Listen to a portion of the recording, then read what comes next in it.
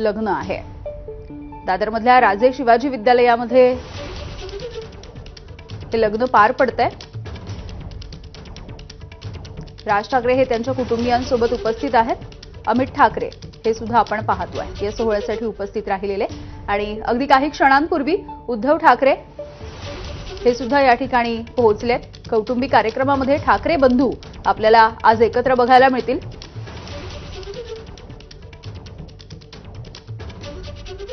याआधी सुद्धा अनेक कौटुंबिक कार्यक्रमांच्या निमित्ताने ठाकरे बंधू हे एकत्र आलेले आपण पाहिलेले आहेत किंवा ज्या वेळेला कुटुंबावरती काही संकट येतं किंवा कुटुंबामध्ये काही मेडिकल इमर्जन्सी असते तेव्हा सुद्धा हे बंधू एकत्र असतात आणि आजची ही दृश्य आपण पाहतोय। सूरज सावंत आमचे प्रतिनिधी आपल्याला माहिती देत आहेत। सूरज, यामिनी, नक्कीच आपण पाहतोय लग्न सोहळ्यात दोन्ही भाऊ एकमेकांच्या बाजूला उभे राहून त्या ठिकाणी वधूवरास आशीर्वाद देताना पाहायला मिळत आहेत। सोबत रश्मी ठाकरे आहेत, उर्मिला ठाकरे या देखील आपल्याला पाहायला मिळत आहेत। अमित ठाकरे आणि त्यांच्या पत्नी या देखील संपूर्ण कौटुंबिक सोहळ्यात सहभागी झालेले आहेत। नुकत्याच जर राजकीय आपण बघतो तर दोघंही एकमेकांवरती टोकाची टीका करताना पाहायला मिळतात। मात्र दुसरीकडे घरातला जेव्हा लग्न सोहळा येतो त्यावेळी दोन्ही भाऊ पुन्हा एकदा एकत्र येतात आणि अशा कार्यक्रम सोहळ्यात सहभागी होऊन कौटुंबिक नातं हे जपताना आपल्याला पाहायला मिळतं। त्यामुळे राजकारण एकीकडे आणि कौटुंबिक कार्यक्रम एकीकडे हे कायमच ठाकरे घराणं आपलं पाहताना पाहायला मिळत आहे। यामिनी, अगदी धन्यवाद सूरज या माहितीसाठी।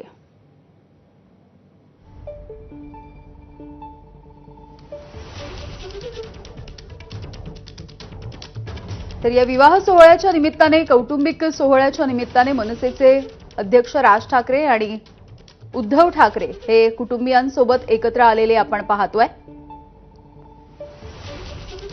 मागच्या सगळ्याच निवडणुकांमध्ये दोघांनी सुद्धा वेगवेगळी भूमिका घेतलेली होती, एकमेकांवरती सडकून टीका केली, टोकाची टीका केली। मात्र आता या कौटुंबिक सोहळ्यामध्ये हा संपूर्ण परिवार आपण एकत्र पाहतोय। राज ठाकरे यांच्या भाच्याचं हे लग्न आहे आणि दादरमध्ये होणारा हा कौटुंबिक सोहळा आणि या सोहळ्याला अगदी काही क्षणांपूर्वी उद्धव ठाकरे आणि रश्मी ठाकरे यांनी सुद्धा हजेरी लावलेली आहे।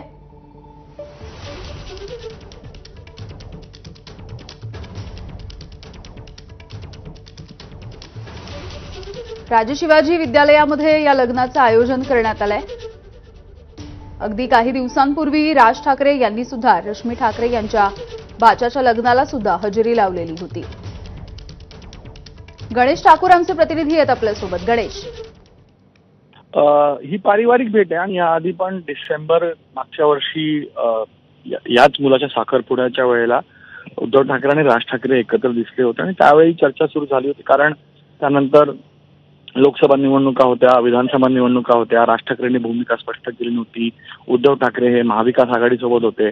मात्र आता ज्या अर्थी विधानसभेमध्ये राज ठाकरेंचा पराभव झाला, उद्धव ठाकरेंचा पराभव झाला, त्यानंतरपासूनच एक सूर महाराष्ट्रात पाहायला मिळाला मराठी माणसांकडनं की आता हीच ती वेळ की ठाकरेंनी एकत्र यावं, दोन्ही भावांनी एकत्र यावं।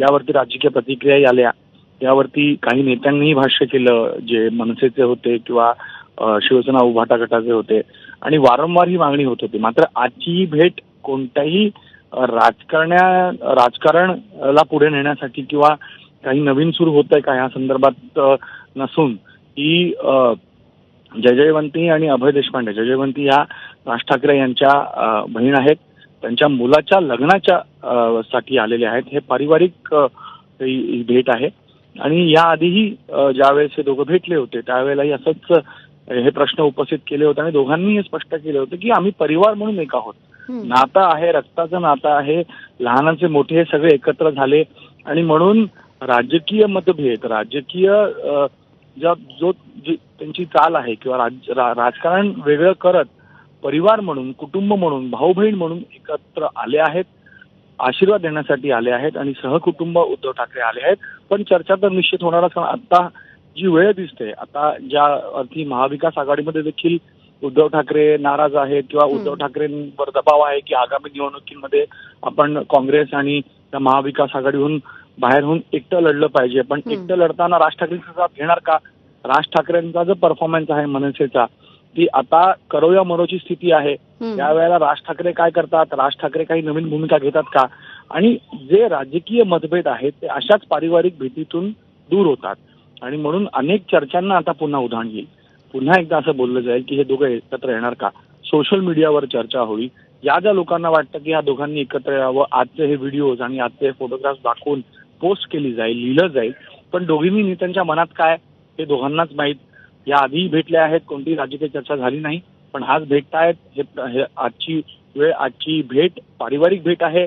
आशीर्वाद देण्यासाठी नवदाम्पत्यांना ते दोघं एकत्र आलेले आहेत आणि ह्या लग्नाच्या घरात आता ह्या लग्नाच्या मंडपाच्या नंतर काही दोन भावांमध्ये चर्चा होते का, भेट होते का, हे सगळे पुढचे प्रश्न, त्याचं उत्तरही आता आपण देणं कठीण असेल. पण आज फक्त आणि फक्त पारिवारिक भेट आहे हे यानं स्पष्ट होतंय. पण भविष्यात दोन भाऊ एकत्र येतील का याबद्दल अनेक वर्षांपासून जी चर्चा जी आहे ती चर्चा म्हणूनच राहील. त्याचं उत्तर दोघांकडनं येणार का हे पाहणं महत्वाचं असेल. याआधीही 2017 मध्ये प्रयत्न झाला होता. ज्यावेळेस महानगरपालिका निवडणुका होत्या त्यावेळेला राज ठाकरे यांनी स्पष्ट केलं होतं की आम्ही बोललो होतो पण ते झालं नाही. त्याच्यानंतरही पुन्हा एकदा चर्चा झाली होती पण त्यापर्यंत फक्त चर्चेपर्यंत राहिल्या. आता ती स्थिती वेगळी आहे. आता उद्धव ठाकरेंनाही आपल्या पक्षाला वाचवण्यासाठी किंवा आपल्या पक्षाला पुढे नेण्यासाठी एक मोठं पाऊल उचलावं लागणार आहे.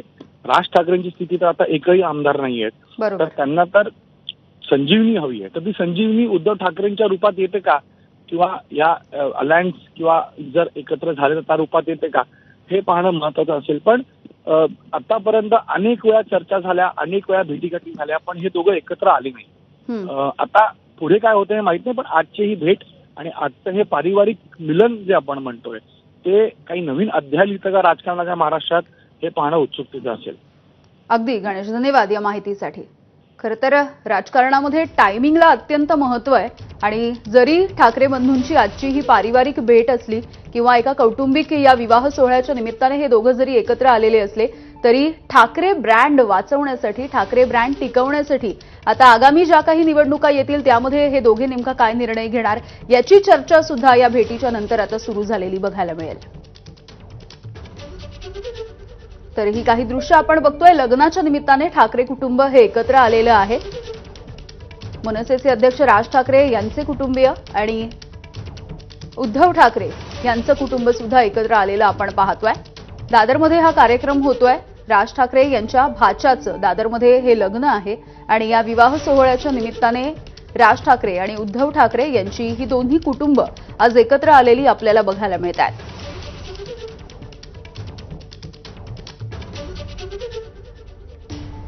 काही दिवसांपूर्वी राज ठाकरे यांनी रश्मी ठाकरे यांच्या भाच्याच्या लग्नाला सुद्धा हजेरी लावलेली होती. त्यामुळे त्या भेटीची सुद्धा चर्चा झालेली होती. मात्र त्या हजेरीच्या वेळेला किंवा त्यावेळेला जेव्हा राज ठाकरे उपस्थित होते तेव्हा राज ठाकरे आणि उद्धव ठाकरे हे समोरासमोर आले नव्हते, त्यांची भेट झाली नव्हती. मात्र आताची या कार्यक्रमामधली, या विवाह सोहळ्यामधली ही दृश्य आपण बघतोय की अगदी एकमेकांशी गप्पा मारत किंवा अगदी सोबतीनं आता या वधूवरांना आशीर्वाद देताना हे दोघे सुद्धा आपण पाहतोय. त्यामुळे दादरमधल्या या विवाह सोहळ्याच्या निमित्ताने ठाकरे बंधू आणि एकूणच ठाकरे परिवार आता एकत्र आलेला दिसतोय. त्यामुळे जरी ही कौटुंबिक सगळी भेट असली तरी सुद्धा राजकारणामध्ये नेमके वेगळे काही आयाम या सगळ्यामुळे काही येतील का हे सुद्धा बघणं महत्त्वाचं ठरेल.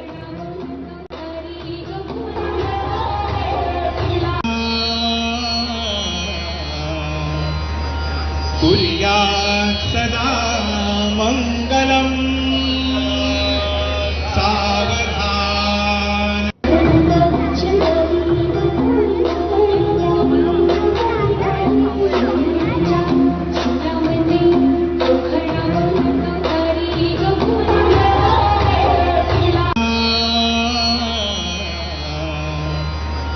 कुर्यात् सदा मंगलम्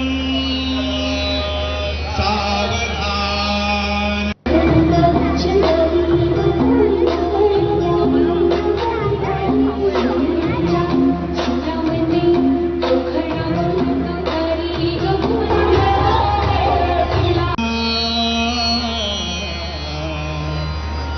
कुर्यात् सदा मंगलम् सावधान.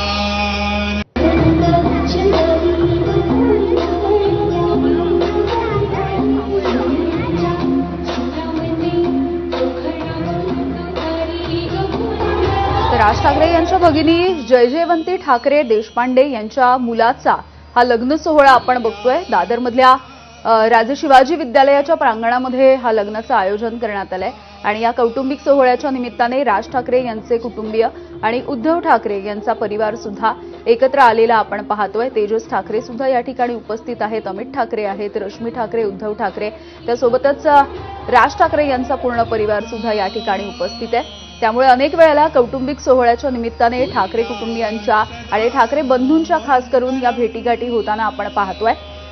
कुटुंब सोडून जर बाहेरचा राजकीय विचार केला तर अर्थातच या दोन्ही नेत्यांच्या भूमिका वेगवेगळ्या आहेत, दोघांच्या पक्ष वेगवेगळे आहेत आणि या पक्षाच्या ज्या वाटचाली आहेत त्या सुद्धा वेगवेगळ्या राहिलेल्या आहेत. मात्र कुटुंब जेव्हा जेव्हा एकत्र येतं तेव्हा हे दोन्ही ठाकरे बंधू सुद्धा एकत्र आलेले आपण बघतोय.